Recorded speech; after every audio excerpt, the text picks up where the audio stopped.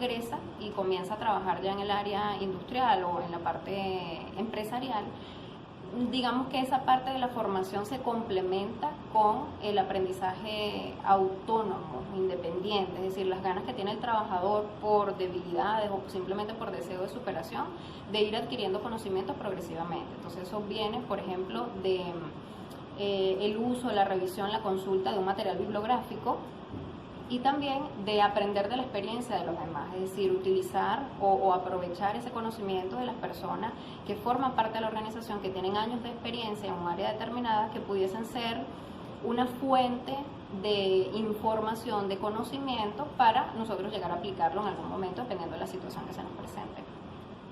Pero es un proceso continuo.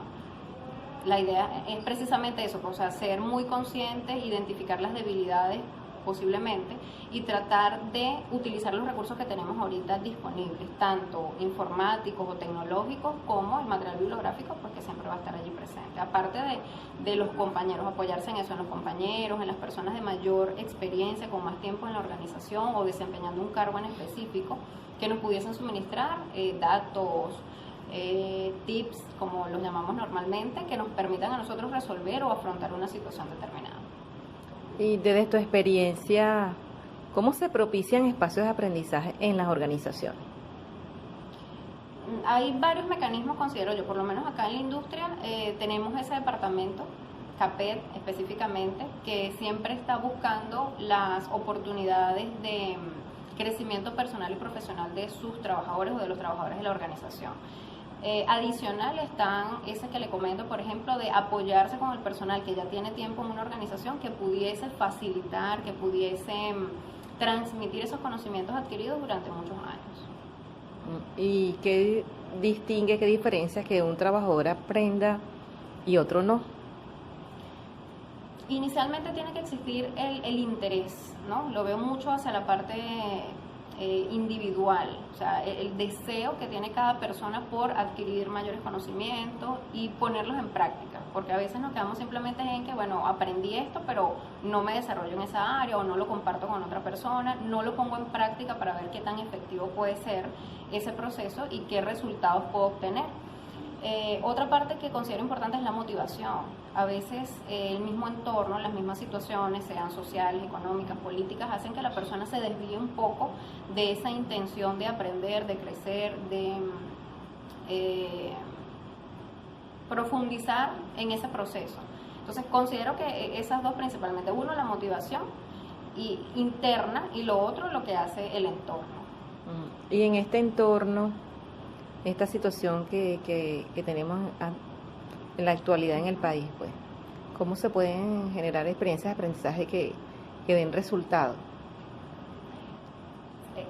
Un punto importante es buscar siempre que ese aprendizaje lleve a la práctica, es decir, a la resolución de problemas.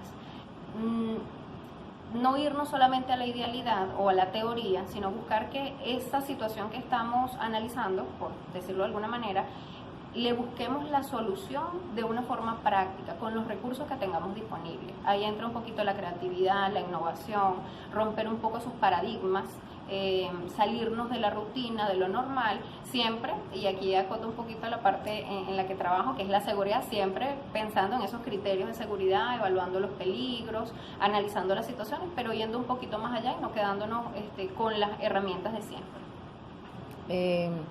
En el caso de tu área, que es la seguridad industrial, y tienes la intención que las personas, los trabajadores se apropien de algún conocimiento, desarrollen algunas habilidades, ¿cómo hacerlo? O sea, ¿cómo hacerlo de manera diferente? Importante en ese punto es precisamente hacer como una especie de análisis de esa población a la cual le va a llegar la información, ¿sí? Ver cuáles son sus potencialidades, o por lo menos en un primer encuentro, ¿no? Viendo quiénes tienen mayor capacidad, o sea, cómo le llevamos el mensaje, si son más visuales, si son auditivos, si son más de ejecutar, de realizar la labor, porque digamos que en el área de seguridad industrial y seguridad de procesos es muy técnico. Entonces la idea es vender esa información para que sea me disculpa la expresión, digerible por todas las personas a las que se les está haciendo llegar la información o el curso, pues la acción de formación. Entonces, precisamente eso es ver, mira, cuál es el público al cual va a estar dirigida la formación, cuáles son las necesidades, cuál es la realidad, porque también es importante, aparte de mencionarles esa teoría, es ver, mira, está bien, esa es la teoría, eso es lo que dicen los libros, los autores, pero es posible llevar esa información a la realidad. ¿Cómo aplico yo esos conceptos, esas definiciones, esas prácticas a la condición actual? Entonces, básicamente es eso, es tratar de analizar un poco a quién va a dirigir esa información y plantearse siempre estrategias innovadoras, pues utilizar la creatividad, la integración grupal, para vender el mensaje. ¿Cómo sabes que la persona aprendió? Digamos que hay mecanismos, considero que hay mecanismos muy puntuales, por ejemplo, las evaluaciones que se pueden hacer posterior a una formación. Pero más allá de un examen es ver en la práctica el resultado, es ver si ese mensaje que quisimos o que se quiso transmitir llegó a la persona y hacer consultas constantemente. O sea, eso, por lo menos la parte de seguridad es algo que, bueno, aprendo, insisto, la teoría y después viene la aplicación en campo. Entonces, hacerle un seguimiento continuo, no es simplemente dar la acción de formación y dejarlo o dar por sentado que la persona comprendió, sino evaluar en el tiempo, determinar, por ejemplo, corto o mediano plazo, qué tanto están poniendo en práctica esas personas de lo que se transmitió en esa formación.